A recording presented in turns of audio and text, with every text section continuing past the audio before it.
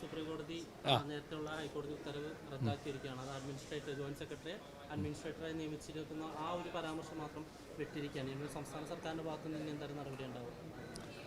അല്ല, ഇവിടെ ഇപ്പോൾ ഇന്ന് വഖഫ് ബോർഡുമായി ബന്ധപ്പെട്ട് സുപ്രീം കോടതിയിലുണ്ടായ നടപടികളെ ചിലരിവിടെ വ്യാഖ്യാനിച്ച് കണ്ടു. അത് സർക്കാരിന് വലിയ തിരിച്ചടി ഈ കാര്യത്തിൽ ഉണ്ടായിട്ടുണ്ടെന്ന്. ഇതിൽ സർക്കാരിനൊരു തിരിച്ചടിയും ഉണ്ടായിട്ടില്ല. എന്താ സംഭവിച്ചത്? വഖഫ് ബോർഡ് നിയമനത്തിനെതിരായി കേരള ഹൈക്കോടതി ഒരു വിധി പുറപ്പെടുവിച്ചു. അത് തെറ്റായ തരത്തിലുള്ള വഖഫ് ബോർഡ് നോമിനേഷനെതിരായ വിധിയായിരുന്നു. അപ്പോൾ ആ വിധിയിൽ അപ്പീൽ പോയതാരാ? ഈ തെറ്റാണ് എന്ന് ഹൈക്കോടതി കണ്ടെത്തിയ വഖഫ് ബോർഡാണ്. അതിൻ്റെ ചെയർമാനും അതിലെ ഒരു അംഗവുമാണ് സുപ്രീം കോടതിയിൽ ഹൈക്കോടതിയുടെ വിധി മാറിക്കിട്ടണം എന്ന് പറഞ്ഞ് അപ്പീൽ പോയത്. സുപ്രീം കോടതി എന്താ പറഞ്ഞത്? ഈ കേസ് ഇപ്പോൾ സുപ്രീം കോടതി കേൾക്കേണ്ടതില്ല, നിങ്ങൾ തിരിച്ച് ഹൈക്കോടതിയിലേക്ക് തന്നെ പോയിക്കോളുന്നു. അത് വിജയമാണോ പരാജയമാണോ? ഇത് ഈ ആളുകളെ ഇങ്ങനെ തെറ്റിദ്ധരിപ്പിക്കുക എന്ന് പറയുന്നത് എത്ര മോശമാണ്. ബഹുമാനപ്പെട്ട സുപ്രീം കോടതി പറഞ്ഞത് ഈ വിഷയം ഇപ്പം ഞങ്ങൾ കേൾക്കേണ്ടതില്ല, ഇത് ഹൈക്കോടതിയിൽ തന്നെ തുടർന്നാൽ മതി എന്നാണ്. അപ്പോൾ ഹൈക്കോടതിയിൽ തന്നെയാണ് ഇനി ഈ കേസ് തുടരുക. 1. 2, അതിലാകെ വന്നൊരു പരാമർശം, ഹൈക്കോടതി അതിൽ ശരിയായ രീതിയിലുള്ള ഒരു ജോയിൻറ്റ് സെക്രട്ടറിക്ക് അതിൻ്റെ അധികാരം നൽകണമെന്ന് പറഞ്ഞു. അപ്പം ഞങ്ങൾ ആ ജോയിൻറ്റ് സെക്രട്ടറിയെ, കഴിഞ്ഞ ഗവൺമെൻറ് വെച്ച ജോയിൻറ്റ് സെക്രട്ടറിയെ മാറ്റി ശരിയായ രീതിയിലുള്ള നോമിനേഷൻ ആ കാര്യത്തിൽ ചുമതല നടത്തി. അപ്പോൾ ഹൈക്കോടതിയിൽ ഒറ്റ പരാമർശമേ ഉള്ളൂ. സുപ്രീം കോടതിയിൽ ഒരു പരാമർശമേ ഉള്ളൂ, ഹൈക്കോടതിയുടെ മേൽനോട്ടം ഇപ്പോൾ ഉണ്ടല്ലോ. അപ്പോൾ ആ സാഹചര്യത്തിൽ ഈ പറഞ്ഞ ജോയിൻറ്റ് സെക്രട്ടറിയുടെ മേൽനോട്ടം വേണ്ടതില്ല. ആയിക്കോട്ടെ, കോടതി അങ്ങനെയാണ് കണ്ടെത്തുന്നത്. സുപ്രീം കോടതി അങ്ങനെ പറഞ്ഞാൽ അതിലാർക്കും ജയവും പരാജയമൊന്നുമില്ല. അപ്പോൾ സത്യത്തിൽ അപ്പീലുമായി സുപ്രീം കോടതിയിൽ പോയവർക്കൊന്നും കിട്ടിയിട്ടില്ല. ആ ജാള്യതയിൽ സർക്കാരിനെ എന്തോ സുപ്രീം കോടതിയിൽ നിന്ന് വലിയ തിരിച്ചടി ഉണ്ടായി എന്ന് ഇവിടെ ഇങ്ങനെ പ്രചരിപ്പിച്ച് നടന്നാൽ അതുകൊണ്ട് വല്ല ആശ്വാസം കിട്ടുമോ? നിയമം അറിയുന്നവർ ഈ കേസ് പരിശോധിച്ച് നോക്കൂ. സുപ്രീം കോടതിയിൽ എന്തിനാണ് പോയത്? ഹൈക്കോടതിയുടെ വിധി ദുർബലപ്പെടുത്താനാണ്. ഹൈക്കോടതി വിധി ദുർബലപ്പെട്ടിട്ടില്ല. നിലവിലുണ്ടായിരുന്ന ബോർഡിന് എന്തെങ്കിലും അധികാരം തിരിച്ചു കൊടുത്തോ? ഒന്നും തിരിച്ചു കൊടുത്തിട്ടില്ല. കേസ് ഇനിയും ഹൈക്കോടതിയിൽ തുടരും. അത് മാത്രമാണ് ഉണ്ടായിട്ടുള്ളത്.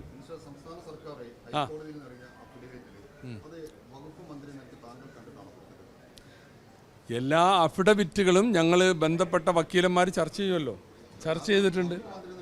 ഞങ്ങൾ ചർച്ച ചെയ്തിട്ടുണ്ട്. എന്താണ് അതിൽ വിഷയം? എന്താണ് അതിൽ നിങ്ങൾ ഏത് പോയിന്റിനെ കുറിച്ചാണ് ചോദിക്കുന്നത്?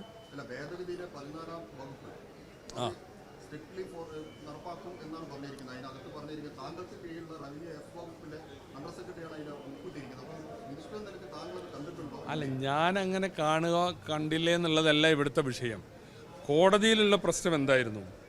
കോടതിയിൽ ചോദ്യം ചെയ്യപ്പെട്ടത് ഇത് റെഗുലറായിട്ടുള്ള നോമിനേഷനല്ല, അതിൽ ഈ പറഞ്ഞ പോലെ നോൺ മുസ്ലിം പ്രാതിനിധ്യമില്ല എന്നുള്ളതാണ്. അതിൽ ഞങ്ങൾ ഒരു റിപ്ലൈയും ഗവൺമെൻറ് കോടതിയിൽ അത് പറഞ്ഞിട്ടില്ല. കോടതിയാണ് അതിനെക്കുറിച്ച് പറയേണ്ടത്.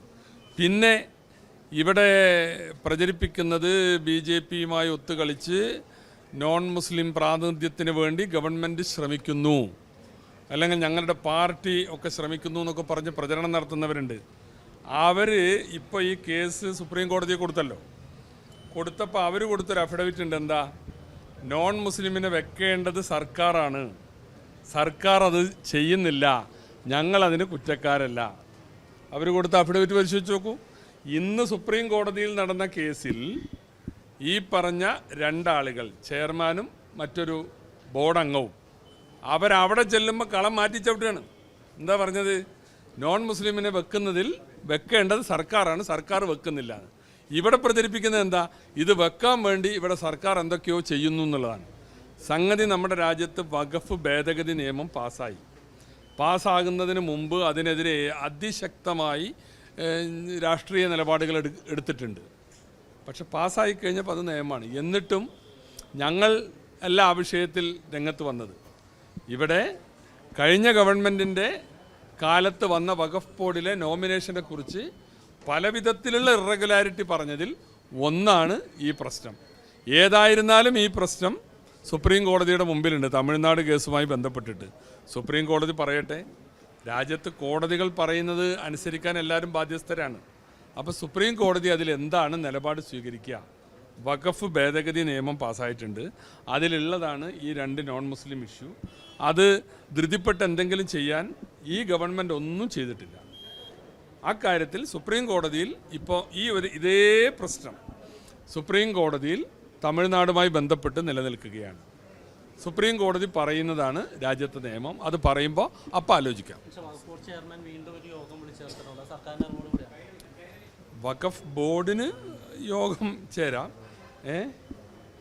അല്ല, വഖഫ് ബോർഡ് കേസ് നിലനിൽക്കുമ്പോൾ അത് സംബന്ധിച്ച് ഇങ്ങനെയുള്ള വിഷയങ്ങളൊക്കെ നിൽക്കുമ്പോൾ ഇങ്ങനെയൊരു യോഗം വിളിക്കുന്നതൊന്നൊരു ശരിയായ രീതിയല്ല.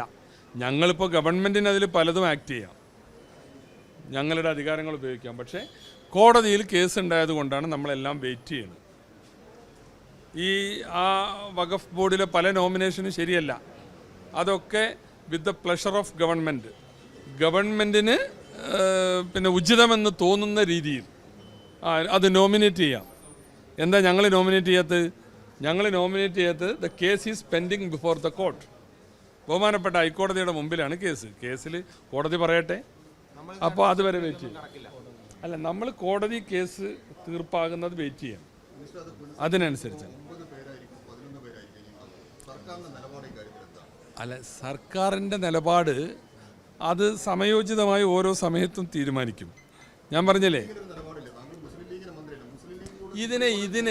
ഇതിനെ നിങ്ങൾ ഇങ്ങനെ എത്ര നിസ്സാരമായൊരു സംഗതിയാണ് നിങ്ങൾ ഈ പറയുന്നത്. ഇതിന് എത്ര ചെറിയ ഒരു പെറ്റി പൊളിറ്റിക്സിലേക്കാണ് ഇതിനെ കൊണ്ടുപോകുന്നത്. അതല്ലല്ലോ ഇതിലെ വിഷയം. നിങ്ങൾ ഈ പറഞ്ഞു വരുന്നതല്ലല്ലോ ഇതിലെ വിഷയം. അതിലൊക്കെ ഞങ്ങൾക്ക് കൃത്യമായ നിലപാടുണ്ടല്ലോ.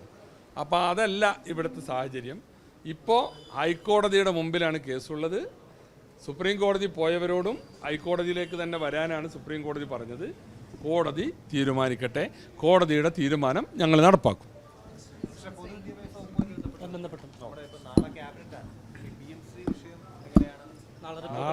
നാളത്തെ ക്യാബിനറ്റിൽ PM ശ്രീയുമായി ബന്ധപ്പെട്ട വിഷയങ്ങളൊന്നുമില്ല. ഞങ്ങൾ ഉപസമിതി ചർച്ച ചെയ്യുന്നു. കാര്യങ്ങൾ അത് പ്രകാരമുള്ള തീരുമാനങ്ങൾ ഉണ്ടാകും. നിങ്ങളതിൽ ധൃതി കൂട്ടല്ലേ. വരും, വൈകാതെ വരും. ഞാനിന്ന് ഡൽഹിയിൽ പോകുന്നത് PM ശ്രീയുമായി ബന്ധപ്പെട്ടല്ല.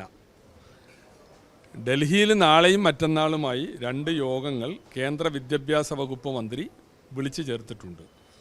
അത് SSK ഫണ്ടുമായി ബന്ധപ്പെട്ടതാണ്. ഒന്ന് വരാൻ പോകുന്ന, ഇപ്പോൾ 8ാം ക്ലാസ് വരെ നമ്മൾ ഉച്ചഭക്ഷണം കൊടുക്കുന്നുണ്ട് ഫ്രീ ആയിട്ട് കുട്ടികൾക്ക്. അത് +2 തലം വരെ ഉയർത്താനുള്ളൊരു പുതിയ പദ്ധതി കേന്ദ്ര ഗവൺമെൻറ് നിർദ്ദേശിക്കുന്നുണ്ട്. അത് PM പോഷൻ എന്ന് പറയുന്ന പദ്ധതിയാണ്. അതിനെ സംബന്ധിച്ച് ചില ചോദ്യങ്ങൾ ഞങ്ങളോട് ചോദിച്ചിട്ടുണ്ട്. എങ്ങനെയൊക്കെ അതിൻ്റെ ഫണ്ട് ഷെയറിങ്ങും അതിൻ്റെ പാചക തൊഴിലാളികളുടെ വേതനം ഉൾപ്പെടെയുള്ള എല്ലാ കാര്യങ്ങളും.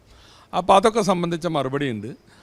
അത് തയ്യാറാക്കി അത് ചർച്ച ചെയ്യാൻ കൂടി വേണ്ടിയാണ്. PM പോഷനും SSK ഫണ്ടിൻ്റെ കാര്യങ്ങളും ചർച്ച ചെയ്യാനാണ് 2 ദിവസങ്ങളിലായി മീറ്റിംഗ് നടക്കുന്നത്.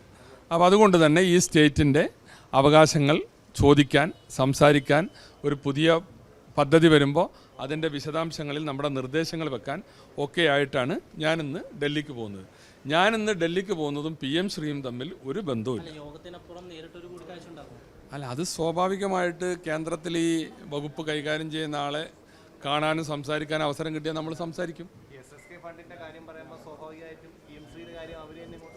അത് പറയുമ്പോൾ അപ്പോൾ നമ്മുടെ നിലപാട് പറയും.